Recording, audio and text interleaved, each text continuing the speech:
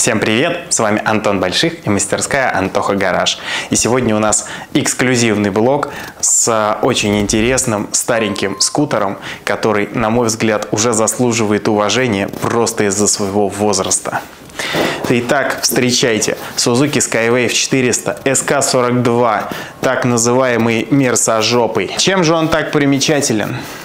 А примечателен он тем, что именно с него началась эра Skywave, Бургманов, и именно он стал первой моделью в этой линейке. Хотя, конечно, многие меня сейчас поправят, потому что первой моделью стал 41-й кузов с так называемой низкой жопой и с маленьким унитазом на один шлем. Но я их отношу к одному классу, уже почти вымершему в столице.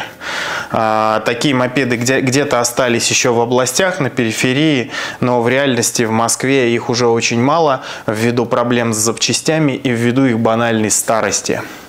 Сейчас уже эти мопеды начинают дорожать по каким-то неведомым мне причинам. Люди просят за них на рынке совершенно какие-то нереальные деньги. То есть кто-то пытается продавать их типа за 200 тысяч рублей. Конечно, что такое сейчас 200 тысяч рублей? Деньги дешевеют очень быстро, но реально очень многие, кто их по незнанию покупает, не очень понимают, с чем они связались. И зачем, главное, они с этим связались. Как вы видите, данный скутер у нас без двигателя. Мы его вчера демонтировали, вчера он к нам приехал. Вот, мы немножко раскидали очередь, так хорошо в мастерской посвободнее чуть-чуть стало. Здесь у нас самая стандартная поломка для данного агрегата. Это вышедший из строя мотор. Он безумно надежен, но ему много лет, он много проехал. А здесь история смерти мотора вообще покрыта мраком, потому что, со слов владельца, он приехал в какой-то мотосервис, я не знаю в какой, вроде как это где-то в области, может даже не в московской. Ему поменяли масло, якобы. То есть он оставил скутер на замену масла, ему якобы поменяли масло, потом типа начали прогревать, ну и вот так получилось, что мотор кончился в этот момент. Я понятия не имею, правда ли то, что нам говорит владелец, понятия не имею, что с ним делали, если это правда.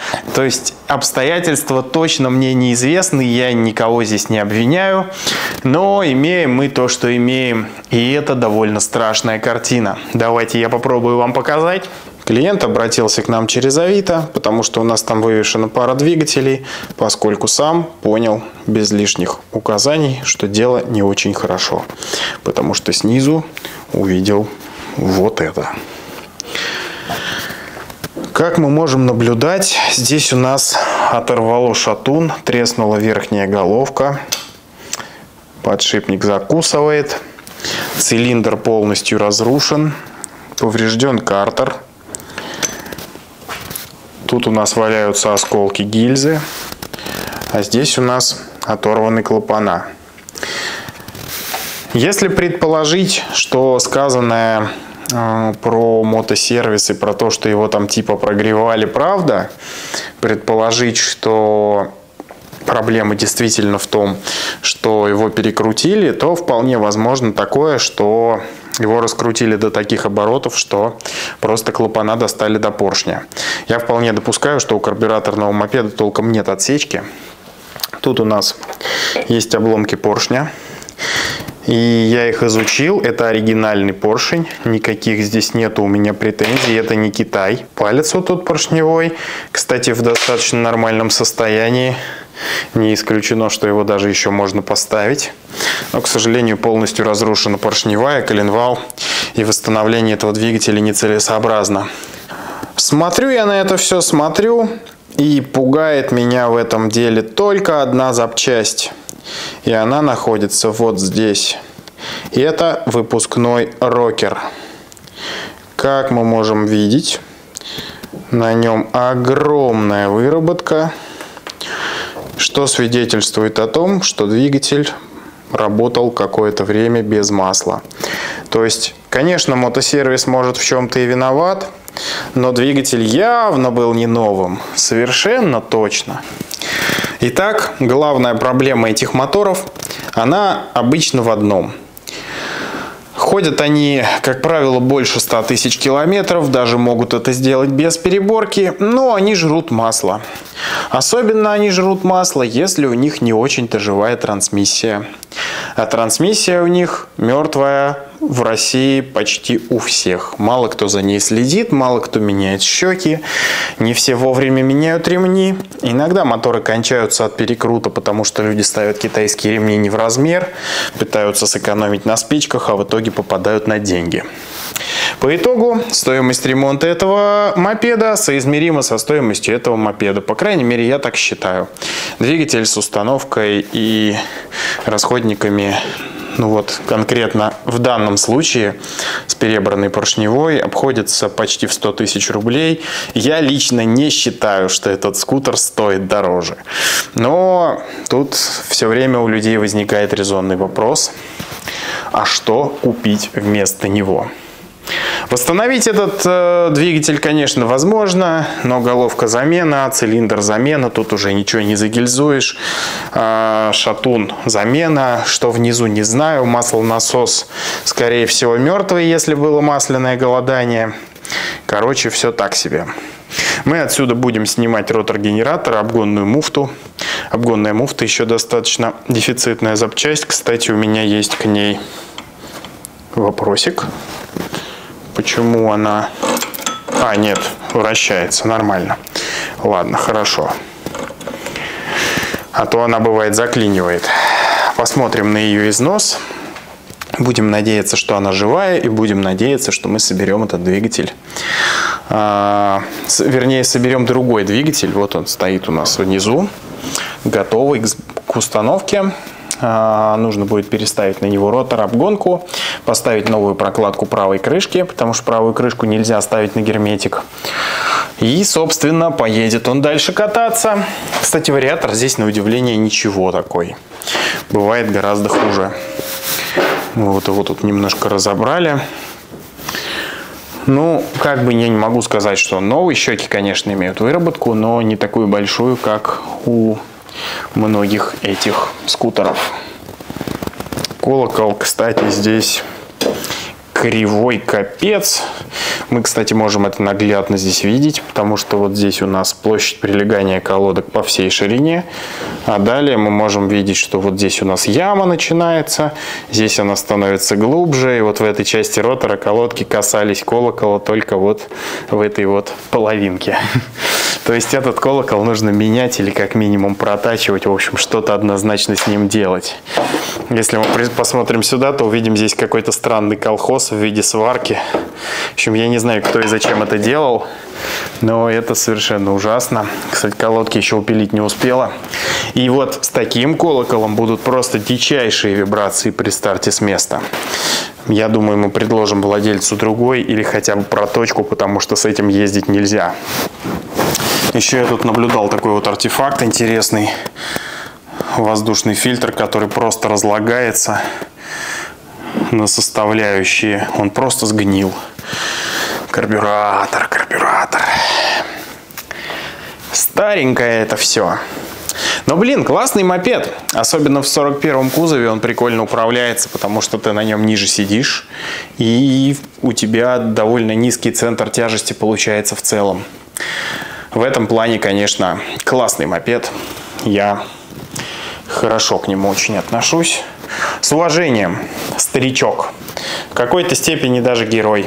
У меня когда-то был 41-й. Я на нем довольно много проездил. И я им очень доволен.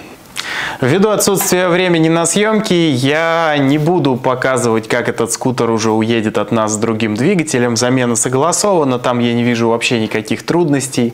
Но я хотел бы показать один самый сложный момент при переборке, который требует специнструмента и не тривиален зачастую для людей, которые уже работали с теми иными двигателями, в общем-то знают, что с ними делать. Но снятие ротора часто вызывает у них какие-то вопросы.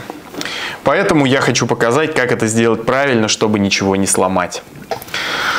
Для снятия ротора нам понадобится, ну, во-первых, головка на 22.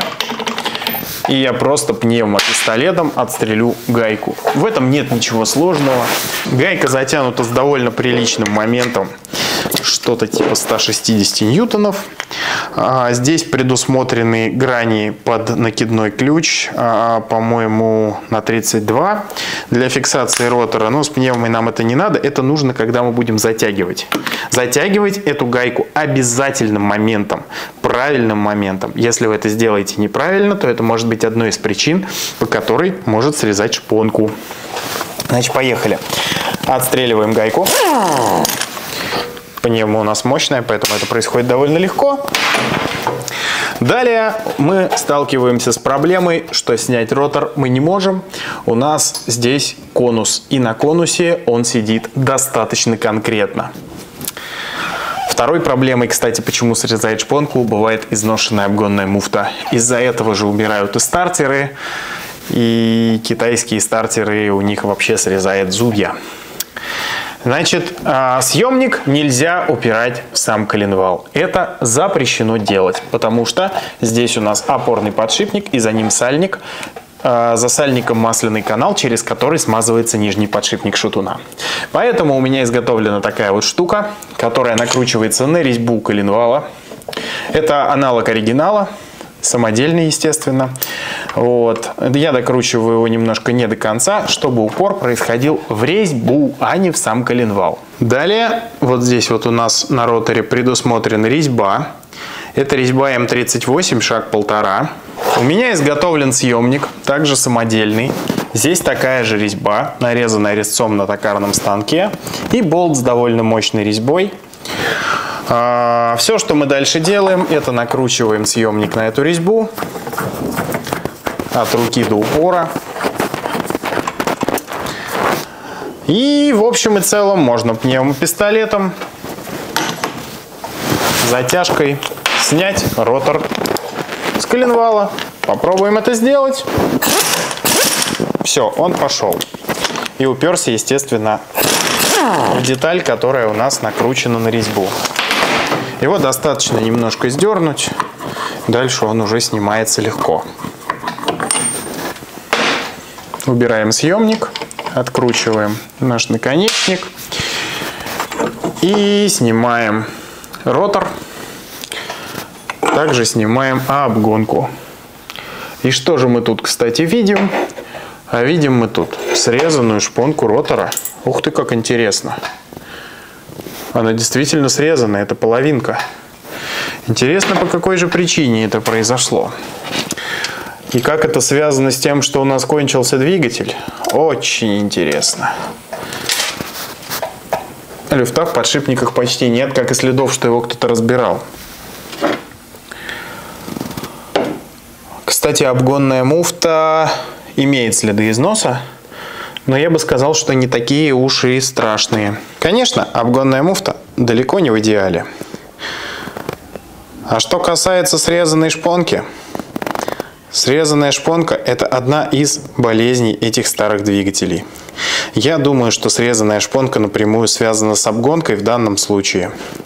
Я, кстати, не удивлюсь совершенно, если в какой-то определенный момент шпонка уже частично срезанная, а срезает ее в момент, когда вы глушите двигатель. Иногда даже можно услышать металлический звук, такой звон в момент глушения мотора. И чем он громче и чаще происходит, тем более убитая у вас обгонка. Вполне возможно такое, что ротор уже был немножко смещен, были довольно большие обороты, и зажигание не вовремя способствовало разрушению поршневой. Я в это охотно верю, в принципе, это вполне возможно. И еще не совсем мертвый мотор мог быть запросто убит вот этой вот всей ситуацией. Но тут фактор того, что просто не повезло.